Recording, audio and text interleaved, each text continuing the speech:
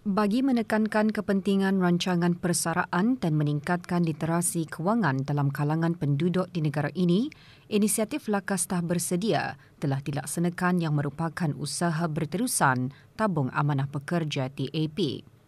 Justru Menteri di Jabatan Perdana Menteri dan Menteri Kewangan dan Ekonomi kedua menjelaskan TAP menggalakkan ahli-ahlinya untuk menambah simpanan masing-masing menerusi sumbangan sukarela atau meneroka pelbagai produk dan perkhidmatan kewangan lain.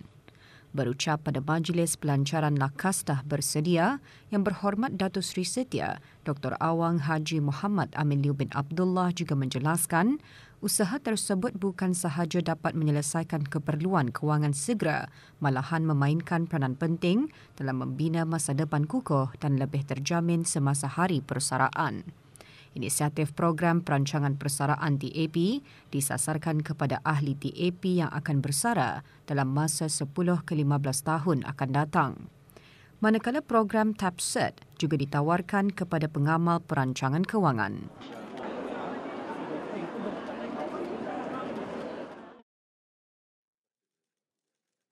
Untuk memberi peluang perkongsian kluster minyak dan gas dan maritim negara Brunei Darussalam, penandatanganan surat hasrat atau Letter of Intent telah diadakan antara Kaswa Holdings Sendirian Berhad dan Eastern Pacific Industrial Corporation Berhad, EPIC Berhad. Penandatanganan tersebut juga adalah untuk memupuk kerjasama dan menggalakkan pertukaran kepakaran. Kaswa Holdings diwakili oleh pengarahnya, Awang Muhammad Lokman Hakim bin Musa, sementara EPIC Berhad diwakili oleh Ketua Pegawai Eksekutifnya, Haji Muhtar Suhaili.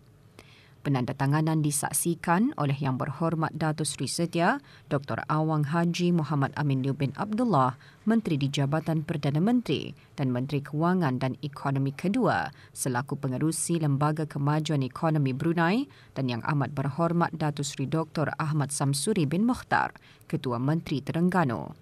Antara yang hadir, ahli-ahli Majlis Mesyuarat Negara.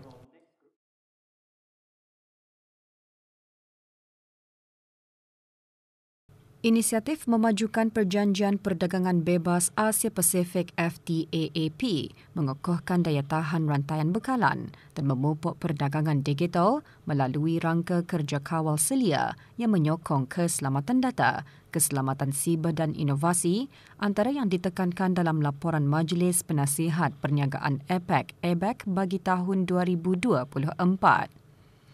Dengan tema People, Business, Prosperity, laporan APEC tahun ini menggariskan tonggak integrasi ekonomi, kemampanan dan pembangunan manusia. Penyerahan laporan kepada Yang Berhormat Datuk Seri Setia, Dr. Awang Haji Muhammad Amin Liu bin Abdullah, Menteri di Jabatan Perdana Menteri dan Menteri Kewangan dan Ekonomi kedua telah disampaikan oleh Pengiran Aki Isma Sufian bin Pengiran Haji Ibrahim, Ketua Pegawai Eksekutif Bank Standard Chartered Brunei dan Awang Hafriz Fayad bin Haji Musa, Pengarah Urusan Excel Tax Solution Sendirian Berhad selaku ahli-ahli APEC. Di sebalik ketidaktentuan ekonomi global, Bank Islam Brunei Darussalam BIBD mencapai kejayaan kewangan yang kukuh, berdaya tahan dan menunjukkan komitmen berterusan untuk menyokong pertumbuhan ekonomi negara. Menteri Hal Ehwal Dalam Negeri menekankan pencapaian BIBD telah mengemudi lanskap ekonomi yang dinamik. Yang Berhormat Datuk Seri Setia Awang Haji Ahmadin bin Haji Abdul Rahman selaku pengerusi BIBD berucap demikian pada Mesyuarat Agung Tahunan Kumpulan BIBD. Yang Berhormat turut mengongsikan pencapaian BIBD pada tahun 2023 yang mempamerkan pencapaiannya dalam mengukuhkan kestabilan ekonomi dan menyokong wawasan Brunei 2035 termasuk kemajuan dalam transformasi digital. Mesyuarat antara lain menyemak penyata kewangan akhir tahun 2023 dan meluluskan dividen.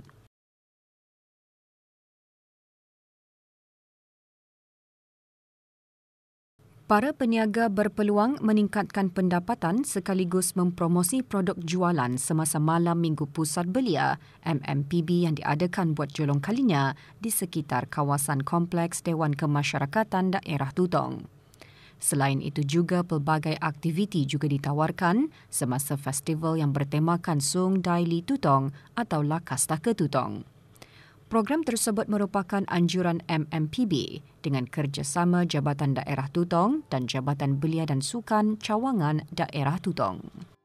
Tujuan acara ini diadakan adalah untuk memberikan peluang kepada para belia untuk mempamerkan bakat mereka dan produk kreatif mereka, dan pada masa yang sama juga untuk mengeratkan hubungan masyarakat melalui aktiviti-aktiviti yang bermanfaat dan pada masa yang sama menyeronokkan.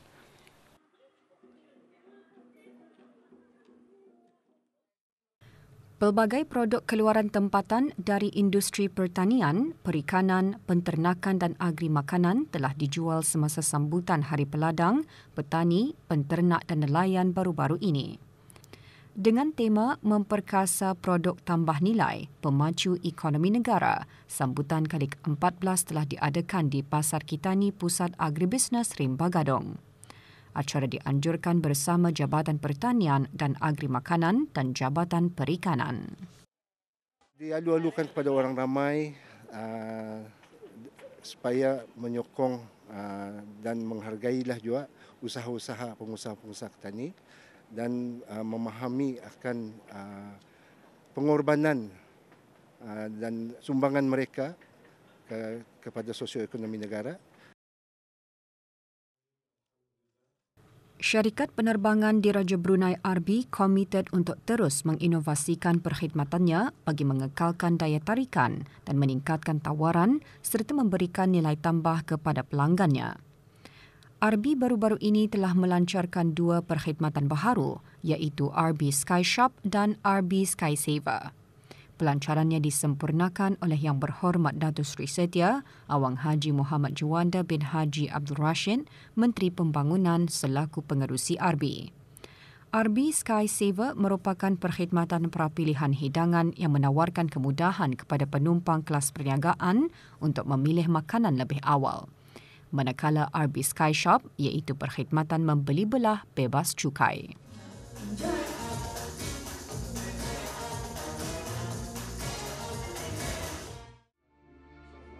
Sementara itu, syarikat penerbangan di Raja Brunei RB juga telah menerima anugerah syarikat penerbangan utama 4 bintang daripada Passenger Experience Association APEX.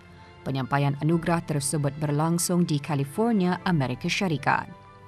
Pengiktirafan APEX 2025 adalah berdasarkan hampir 1 juta penerbangan yang dinilai oleh penumpang daripada hampir 600 syarikat penerbangan seluruh dunia. Ia mencerminkan komitmen berterusan RB terhadap kualiti, perkhidmatan dan kepuasan penumpang.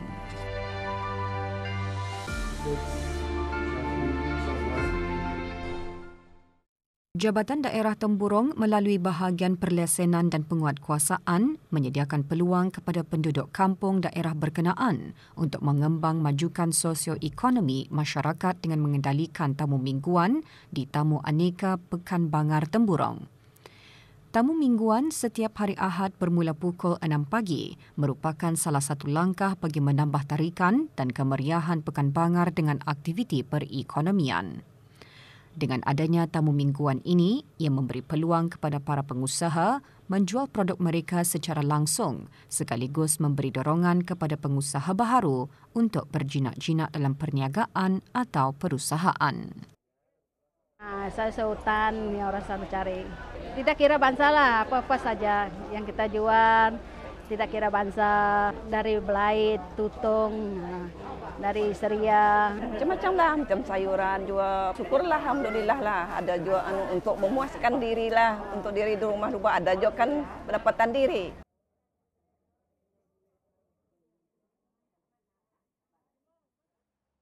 Jumlah perdagangan bagi bulan Ogos 2024 meningkat 2.9% kepada 2,025.8 juta ringgit berbanding Julai 2024. Jabatan Perancangan Ekonomi dan Statistik Kementerian Kewangan dan Ekonomi dalam kenyataan media mengongsikan peningkatan itu disumbangkan oleh nilai ekspor 1,260.4 juta ringgit dan nilai import 765.4 juta ringgit.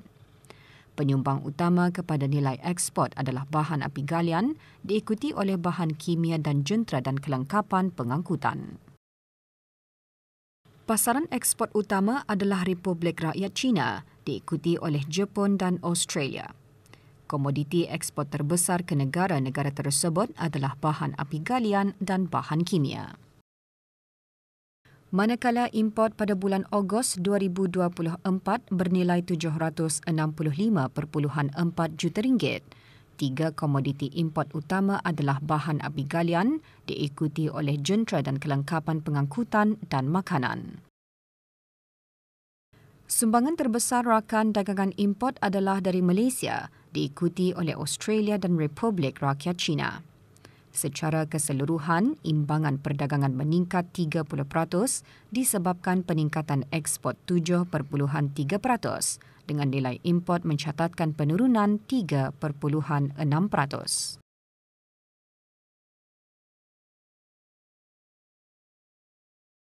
Penurunan harga perumahan, air, elektrik, gas dan bahan api antara yang mendorong penurunan indeks bukan makanan bagi indeks harga pengguna IHP bagi bulan September 2024. Jabatan Perancangan Ekonomi dan Statistik Kementerian Kewangan dan Ekonomi dalam siaran medianya memaklumkan penurunan IHP bagi bulan September 2024 adalah sebanyak 0.4% berbanding September 2023. Penurunan turut didorong oleh penurunan indeks makanan dan minuman ringan. Ia disebabkan oleh penurunan harga daging, terutama harga makanan daging yang berproses dan harga minyak dan lemak berikutan penurunan harga minyak masak. Sementara itu, penurunan indeks bukan makanan juga disebabkan oleh kos penyelenggaraan dan pembaikan tempat kediaman. Selain itu, harga pengangkutan juga turut menyumbang kepada penurunan indeks bukan makanan, terutama bagi harga kenderaan. Bagi perbandingan bulan ke bulan, IHP September 2024 menurun 0.3% berbanding Ogos 2024 berikutan penurunan indeks makanan dan minuman ringan dan indeks bukan makanan. Penurunan bagi indeks makanan dan minuman ringan disumbangkan oleh sayur-sayuran dan daging. Manakala penurunan indeks bukan makanan disumbangkan oleh harga pengangkutan dan perumahan, air, elektrik, gas dan bahan api lain.